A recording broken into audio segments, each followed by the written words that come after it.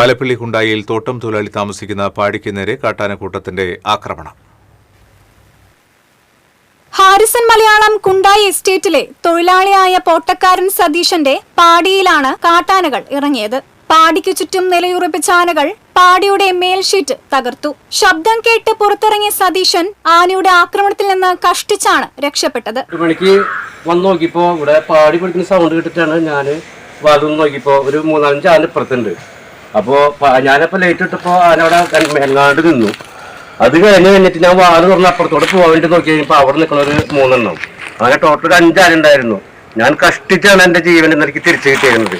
എന്താ ചെയ്യാ, ഇവിടെ ഉദ്യോഗസ്ഥന്മാരൊക്കെ വന്നിട്ട് നമ്മുടെ മറ്റേ ലൈനിടാൻ വേണ്ടിയിട്ടൊക്കെ പരിശോധിച്ച് പോയിട്ടുണ്ടായിരുന്നു. ഒരു നടപടിയും ഇതുവരെ ഒന്നും ആയിട്ടില്ല. ഇത് നോക്കിയാൽ പാടി പിടിച്ചേക്കുന്നത്.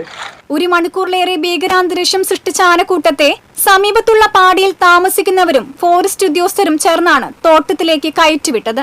5 ആനകളാണ് പാടിയിൽ എത്തിയത്. പാടിയിലെത്തി മടങ്ങിയ ആനയുടെ കാൽ ഉപയോഗശൂന്യമായ സെപ്റ്റിക് ടാങ്കിന്റെ സ്ലാബിൽ അകപ്പെട്ടിരുന്നു.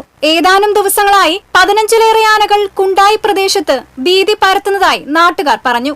2 കൂട്ടങ്ങളായി തിരിയുന്ന ആനകൾ പലതവണ റോഡ് മുറിച്ചു കടക്കുന്നതും പ്രദേശവാസികളെ ആശങ്കയിലാക്കുന്നുണ്ട്.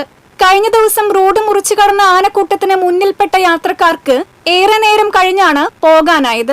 ജനവാസ മേഖലയിൽ തമ്പടിച്ചിരിക്കുന്ന ആനക്കൂട്ടത്തെ കാട് കയറ്റണമെന്നും വനാതിർത്തിയിൽ വൈദ്യുതി വേലി സ്ഥാപിക്കാനുള്ള നടപടികൾ വേഗത്തിൽ പൂർത്തീകരിക്കണമെന്നും നാട്ടുകാർ ആവശ്യപ്പെട്ടു.